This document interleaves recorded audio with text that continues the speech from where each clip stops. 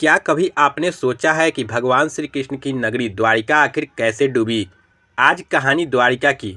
द्वारिका कोई साधारण शहर नहीं, कोई अफवाह नहीं, कोई कपोल कल्पना नहीं, बल्कि यह वह सत्य है जिसे सदियों तक मिथक कहकर टाल दिया गया। इसलिए नहीं टाला गया क्योंकि यह झूठ था, बल्कि इसलिए क्योंकि वह हमारी आधुनिक समझ, हमारी तय की गई ऐतिहासिक सीमाओं से कहीं बड़ा था। आज से करीब 5000 साल पहले, जब दुनिया के ज़्यादातर हिस्से कच्ची बस्तियों, जंगलों और आदिम सभ्यताओं में जी रहे थे, तब एक ऐसी नगरी थी जिसकी नगरी योजना, समृद्धि और दूरदर्शिता आज के सबसे आधुनिक महानगरों को भी असह्य कर दे। सवाल फिर यह कि द्वारिका डूबी कैसे? यह सवाल उससे बड़ा कि द्वारिका के अस्तित्व की कहानी को जब कहानी कहा गया तो हमने उसे माना क्यों? यह कहा जाता है कि द्वारिका नगरी में 900 से अधिक भव्य महल थे।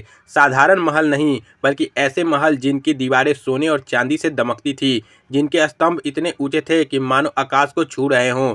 सड़कें इस तरह से बनाई गई थी कि सीधे समुद्र तक जाती थी। विशाल बंदरगाह थी, जहाज़ों के लिए सुरक्षित गोदियाँ थी और दूर दूर से व्यापार के लिए लोग आते थे। इस शहर में जल निकासी, सिंचाई, सुरक्षा और नगर योजना इतनी उन्नत थी कि आज का आधुनिक शहरी इंजीनियर भी उसे देखकर ठिठक जाए। और यह कोई अवस्थित बस्ती नहीं थी, द्वारिका उस दौर की सुव्यवस्थित समुद्री राजधानी थी। और यही वजह है कि द्वारिका को सिर्फ धार्मिक नगर कहकर खारिज करना इतिहास के साथ अन्याय है। यह कोई साधारण नगर नहीं था, यह श्री कृष्ण की द्वारिका थी।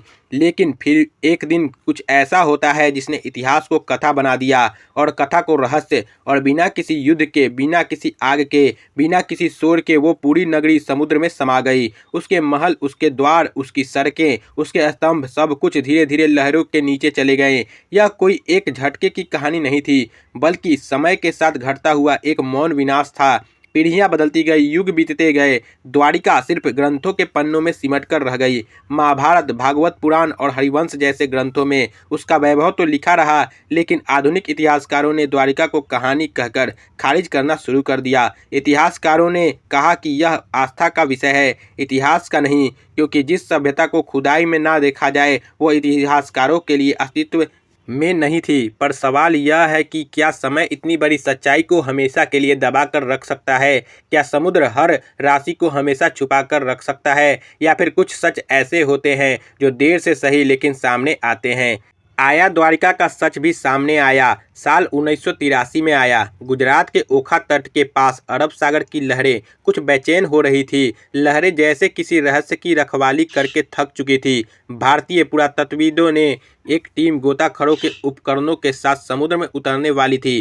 किसी को यह अंदाजा नहीं था कि अगले ही कुछ ही पलों में वह एक ऐसा दृश्य देखने वाले हैं जो ऐतिहासिक किताबों की दिशा को बदल देगा। जैसे ही गोताखोर समुद्र की नीली गहराइयों में उतरे, रेत और चट्टानों के बीच कुछ ऐसा दिखा जो प्राकृतिक का काम नहीं लग रहा था। पत्थरों की सीधी कतारें, तरासे हुए खंभे, दीवारों जैसे ढांचे, उन्हें सब कुछ आसमान लग रहा था। उनके शरीर थमने लगे, सांसें रुकने लगी और दिमाग में सिर्फ एक सवाल गूंजने लगा कि क्या यह वही द्वारिका है जिसे सदियों तक मिथक कहा गया? यहीं से शुरू होता है वह सफ़र जहां आस्था और विज्ञान पहली बार आमने सामने खड़े थे।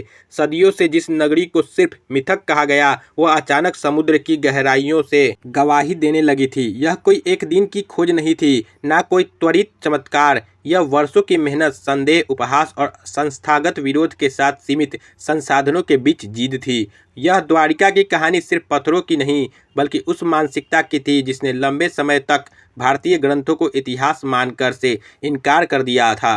द्वारिका की कहानी वहीं से पीछे लौटती है जहां मथुरा में कंस का अत्याचार अपने चरम पर था। जब अत्याचार से त्रस्त जनता को मुक्त कराने के बाद बार बार के आक्रमणों से परेशान होकर एक नए नगर की आवश्यकता महसूस हुई, तो कहा जाता है कि समुद्र देव से भूमि मांगी गई और समुद्र के बीच एक सुरक्षित अभेद नगरी को बसाया गया। एक ऐसी नगरी जो सिर्फ शक्ति का प्रतीक नहीं थी, बल्कि शांति, व्यापार और संस्कृति का भी केंद्र था। और इसीलिए उसका नाम पड़ा था द्वारिका, द्वारों का नगर। यह सिर्फ नाम वास्तुकला का संकेत नहीं था, यह उस खुलेपन का प्रतीक था जहां समुद्र से आने वाले व्यापारी, विचार और संस्कृतियां एक दूसरे से जुड़ती हैं। यह नगर सिर्फ वैभव के लिए नहीं जाना गया, बल्कि उसकी व्यवस्था के लिए भी जाना गया। यहाँ जलाशय थे, उद्यान थे, बाजार थे, ऐसी सामाजिक संरचना जिसने धर्म, व्यापार और जीवन का एक साथ चल रहे थे। यह नगरी अपने समय से आगे की नगरी थी और इतिहास गवाह है कि जो सभ्यताएं अपने समय से आगे की होती हैं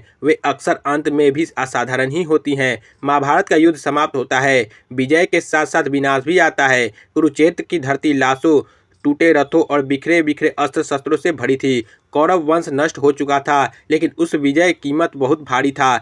जब गांधारी अपने 100 पुत्रों के शव देखती है तो उसका शोक क्रोध में बदल जाता है। उसके शब्द कोई अंधविश्वासी श्राप नहीं थे, बल्कि नैतिक चेतावनी थी कि जब सत्ता धर्म से आगे निकलती है तब विनाश होता है। और यही गांधारी का श्राप आता है कृष्ण को कि जिस प्रकार मेरा वंश नष्ट हुआ उसी प्रकार तुम्हारा यदुवंश भी नष्ट होगा। यह किसी जादू का ऐलान नहीं था, यह उस समय के चक्र का उद्देश्य था। उसके बाद घटनाएं तेजी से बदली। पिंडारा क्षेत्र में ऋषियों के साथ किया गया उपहास, लोहे के मूसली कथा और यदुवंश के भीतर बढ़ता अहंकार, यह सब संकेत थे कि पतन बाहर से नहीं भीतर से आएगा। प्रभास क्षेत्र में हुआ वो अंतिम उत्सव कोई बाहरी आक्रमण नहीं था, बल्कि आत्मविश्वास का दृश्य था जहां भाई ने भाई पर वार किया। यह इतिहास का वो क्षण था जहां पर एक महान सभ्यता अपने बोझ से टूटने लगी और फिर वह क्षण आया जिसे मृत्यु कहना अधूरा सच होगा। भगवान श्री कृष्ण का देह त्याग कोई सम्मान अंत नहीं था, वो एक अवतार का समापन था, एक युग का परिवर्तन था। उनके जाते ही द्वारिका का अंत भी तय हो गया। ग्रंथ बताते हैं कि और विज्ञान पुष्टि करता है कि समुद्र का स्तर इसके बाद धीरे धीरे बढ़ा, लहरें नगर में प्रवेश करने लगी। यह कोई अचानक से आई सुनामी नहीं थी, बल्कि एक क्रमिक डुबाया गया था, मानो समुद्र अपना दिया हुआ भूभाग वापस ले रहा था। सदियों बीत गई, युग बदले, द्वारिका कथा बनने लगी, लेकिन समुद्र के नीचे पत्थर खामोश पड़े रहे।